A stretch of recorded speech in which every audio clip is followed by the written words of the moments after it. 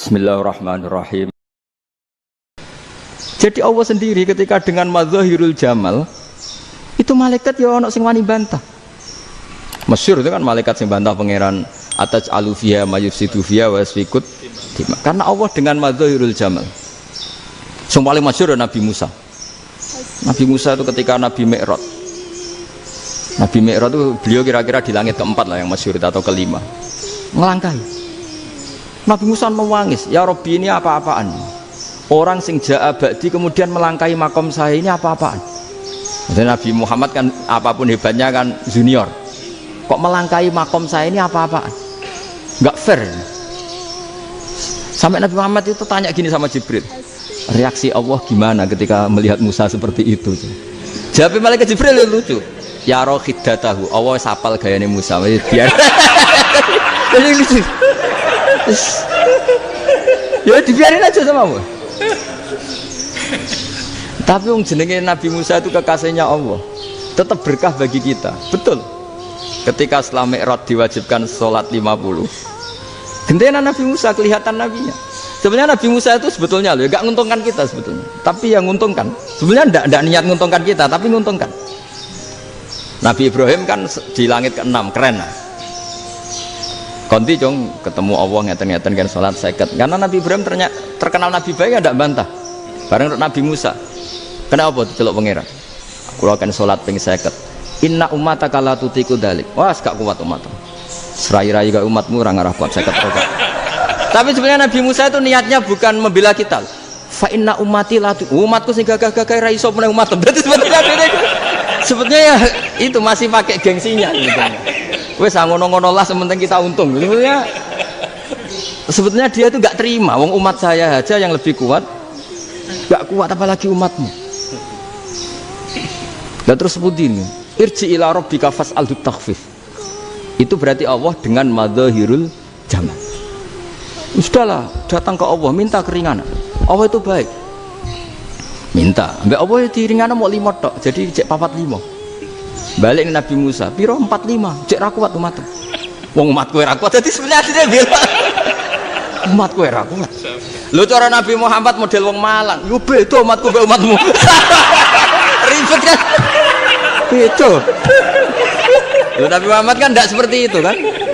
Tidak punya akhlak Malang kan, akhlak. Maksudnya akhlaknya mujur itu, enggak akhlak yang baik gitu. Ya akhlak yang mujur, bukan yang Malang gitu. Jadi Nabi ya manut. Tinggal 40 kan, dikurangi lagi 35 sampai 9 kali kan, masyhur itu. Ya kan kalau dikurangi 55 kan berarti turun naik kan 9 kali. Itu setelah 5 itu Nabi Musa aja usul masih ragu. Itu cara Nabi munggah nentek. Ini entek ya. Terus, iya doa tuntas betul. Sebebas. Terus munggah ado-ado lah opo. Ngapain itu? Akhirnya Nabi Muhammad sudah sampun ya kalimah Allah. Saya ini malu sama Allah Musa. Sudah 9 kali dan diturutin terus. Jadi Allah kalau dengan madzahirul jamal itu Nabi Musa biasa nego sama Allah. Tapi ketika Allah dengan madzahirul jalal itu Nabi Musa enggak berani. Yaitu di hadis syafa'ah. Hadis syafa'ah ketika manusia datang ke Nabi Adam, ya tuna Adam, ya Adam anta abul basar ngene isfa'li lana inda rabbik. Kamu saya minta mensafaati kita. Nabi Musa, Nabi Adam, inna rabbi qad ghadibal yawma ghadaban lam yaghdab qablahu mislah wa la yaghdab ba'dahu mislah. Ini Allah sedang murka besar dan tidak akan murka seperti ini lagi. Sudah saya tidak berani, nafsi. Nabi Ibrahim enggak, termasuk Nabi Musa ketika itu ya enggak berani. Karena Allah dengan madzahirul jalal. Itu Nabi Musa enggak berani. Sudah saya sendiri itu pernah salah. Yaitu saya membunuh seseorang yang enggak disuruh oleh Allah membunuh itu. Yang pas jotosi orang Kipti. Akhirnya datang ke Nabi Muhammad. Pas ke Nabi Muhammad Allah dengan madzahirul jamal.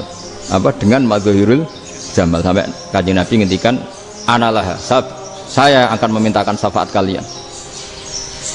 Terus fa ahmadu rabbi bima hamida allamaniha rabbi. Saya muji Allah dengan pujian-pujian yang orang lain tidak tahu, hanya saya yang diajari, kata Rasulullah. Ya di sini menurut banyak ulama termasuk kitab yang saya baca, kenapa Muhammad sebagian namanya Ahmadu. Itu dari af'al tafdil, fa Muhammadun Ahmadu min ghairihi. Muhammad Rasulullah itu kalau muji Allah di atas cara mujinya nabi yang lain. Jadi Ahmadu bukan dari fi'il mudhari' lil mutakallim, tapi dari af'al apa? Tafdil. Fa Muhammadun Ahmadu min ghairihi. Bahwa Kanjeng Nabi Muhammad sallallahu alaihi wasallam itu cara mujinya Allah di atas pujian para nabi. Makanya di sini Sayyid Ali Zainal Abidin kalau muji hamdal hamidin wa fauqa hamdil hamidin. Jadi pujian saya ini di atas rata-rata cara mereka apa? Memuji. Yaitu sirinya apa? Nabi itu tahu bahwa akhirat itu tidak bisa batasi Allah. Kamu tidak bisa nyemprit Allah. Allah, ini akhirat tuh. Amal sudah tidak manfaat. Ingat itu. Tidak bisa seperti itu. Allah itu nggak bisa tunduk sama konstitusi yang bernama akhirat. Artinya Allah meskipun di akhirat tetap duwe hak yaf'alu ma yasa atau yaf'alu ma yurid. Nggak bisa kamu terus wah ini akhirat amal ra iso dikirim wong mati, amal ra iso dikirim. Yang pangeran kok mbok atur. Kalau kita yang mengirimkan tidak bisa, tapi kalau Allah tetap bisa. Makanya ada kiai mengatakan kodok qadar ora iso dirubah, itu kamu. Makanya ada seorang kiai ditanya, kodok qadar ora iso dirubah sekali dicatat selesai. Jadi kiai tadi, tapi nak Allah iso. Dalile apa yang huwa ma yasha wa yusbit. Nak Allah ya iso, sing ra iso kan kita. Nah, Nabi itu tahu betul meskipun akhirat itu Allah masih bisa dinego saking baiknya. Akhirnya Nabi sujud, masyhur itu terus, ya Muhammad irfa' ra'sak wasal tuqa wasatu safa. Semat sirahmu angkat, kujo apa tak turuti. Semenjak itu Nabi minta apa? Syafa. Artinya apa? Ketika Nabi lain berpikir bahwa akhirat ini membatasi amal karena sudah Nabi tahu betul kalau Allah tetap Allah yang nggak terbatas kekuasaannya, nggak terbatas rahmatnya juga saat di akhir. Makanya disebut fa Muhammadun Ahmadu min ghairihi. Makanya wa mubasyiram bi rasuli ya'ti mim ba'di ismuhu Ahmad. Jadi makanya terus banyak GNU sing macam-macam lah. Ono sing potongane wedi terus hati-hati. Iku berarti makome Madzahirul Jalal. Ono sing amen guyon nek makome Madzahirul Jamal. Ono sing ra jelas ngene iki, sing ra jelas. Nak guyu buanter kok nangis yo buanter. Jebule urusan utang. Lah ini sudah yang udah.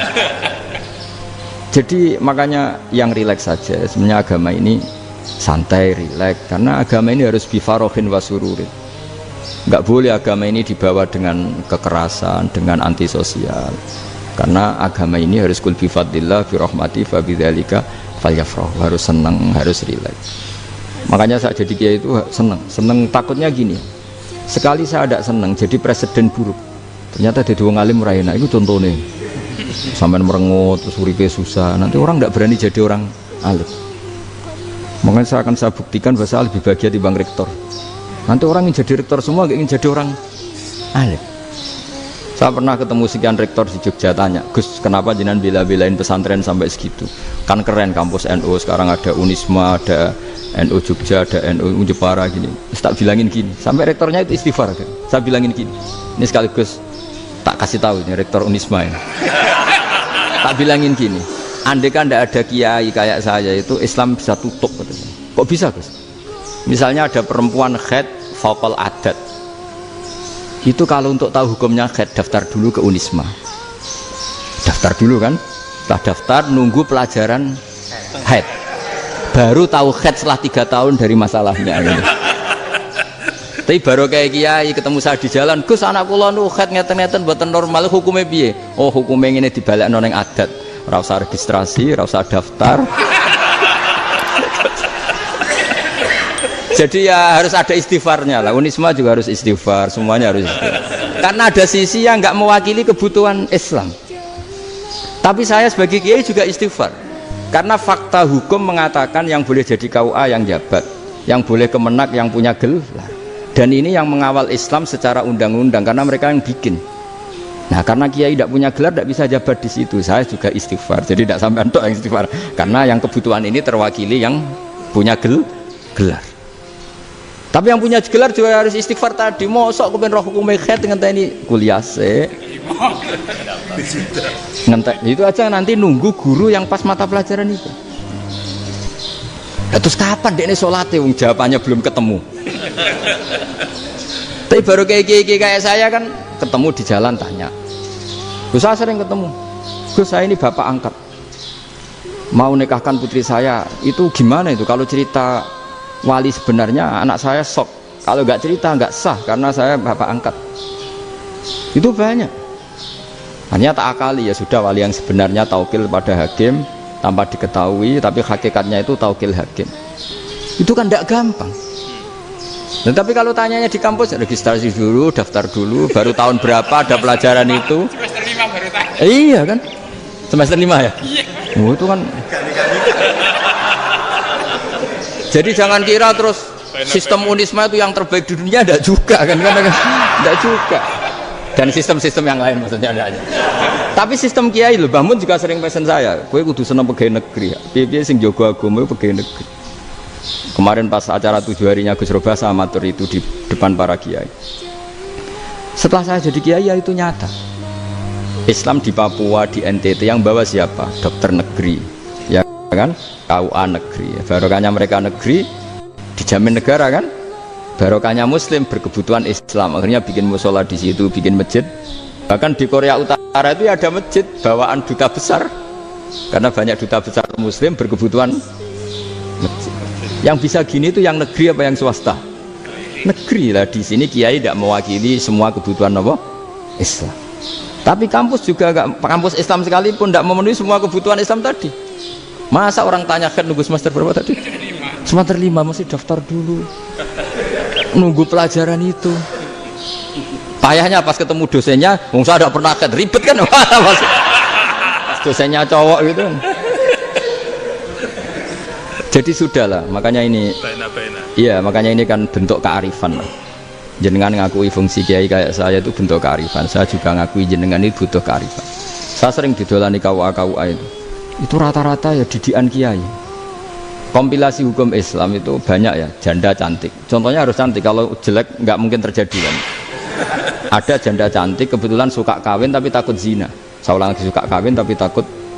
Itu seringnya gitu Pak Rektor. Jadi dia kawin bosen bilang ke KUA, Pak saya sekarang mau nikah sama ini. Loh, tapi kamu mau punya suami ya tapi kan gak tercatat Pak. Itu KUA nya rata-rata itu gak berani meskipun gak tercatat karena secara fikih meskipun gak tercatat tetap dia seorang perempuan yang bersuami maka gak boleh nikah sama orang lain. Jadi coba kalau nyun sewu KUA hanya ngikuti hukum formal yang penting di catatannya gak punya suami ya dinikahkan saja kan. Tapi mereka enggak karena didikan kiai enggak berani. Artinya gini, kalau hanya pro hukum catatan sipil maka ini dinikahkan bisa karena enggak tercatat. Tapi secara hukum santri enggak bisa dong menikahkan perempuan sing dadi zaujin yang punya suami. Nah ini barokahnya kerjasama yang baik. Jadi di masyarakat itu tertanam didikan kiai enggak boleh nikahkan perempuan yang bersuami. Tapi di KUA ngikuti hukum formal. Dan di Indonesia itu KUA itu rata-rata konsultasinya ya sama kiai. Sehingga ya nggak berani akhirnya meskipun aku udah mlebu rokok mbak gak iso. Dan itu banyak. Seorang lagi ya, makanya ini kan pesantren itu nggak boleh mati. Orang kiai-kiai kayak saya nggak jelas-jelas itu harus lebih jelas lagi. Karena ini yang on time, yang online, yang siapa saja bisa tanya. Saya itu SMS saya itu nggak punya HP WA. HP jadul itu SMS-nya tiap hari tak berapa orang yang tanya dari Kalimantan, dari Aceh. Gus di kampung saya ada masjid 2 itu yang Samana, ada yang dari orang perkotaan. Gus di perumahan baru ada masjid, yang Jumatan baru orang 12 sah enggak? Ya langsung saya jawab sah. Dalilnya ini. Ya sudah. Nah, tapi kata Imam Syafi'i gini harus orang 40 itu madzhab Syafi'i, dalam madzhab yang lain gini-gini. Itu kalau tanya rektor itu kan ribet. Masuk ajudan dulu, asisten dulu, panjang.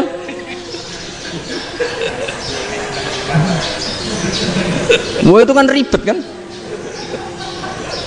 Memanggil dosen dekan VAI dipanggil, dekan VAI nggak mau langsung jawab, cari dosen yang nekuni itu. Usul fikih saya nekuni itu baru seminar, nunggu dulu mbak ini orangnya baru. Panjang kan? Bisa tutup Islam kalau kesuwen. Coba kalau tanya kiai kan nggak ketemu di jalan. Dulu Mbah Zubair kata Mbah Mun, saya termasuk santri yang diapresiasi Mbah Mun. Dhisik Mbah Zubair ya ngono, anak nong takok pe sowan gak oleh. Gak takok ning kene ae. Jangan biasa ditanya orang ngadeg-adegan. Ya alhamdulillah ilmunya cukup, kalau gak cukup ya kok sik. Subhanallah wa bihamdihi adada khalqihi wa ridha nafsihi wa zinata arsyihi adada kalimati. Subhanallah wa bihamdihi adada khalqihi wa ridha nafsihi wa zinata arsyihi adada kalimati. Subhanallah wa bihamdihi adada khalqihi wa ridha nafsihi wa zinata arsyihi adada kalimati. Subhanallah wa bihamdihi adada khalqihi wa ridha nafsihi wa zinata arsyihi adada kalimati. Subhanallah wa bihamdihi adada khalqihi wa ridha nafsihi wa zinata arsyihi adada kalimati. Subhanallah wa bihamdihi adada khalqihi wa ridha nafsihi wa zinata arsyihi adada kalimati. Subhanallah wa bihamdihi adada khalqihi wa ridha nafsihi wa zinata arsyihi adada kalimati.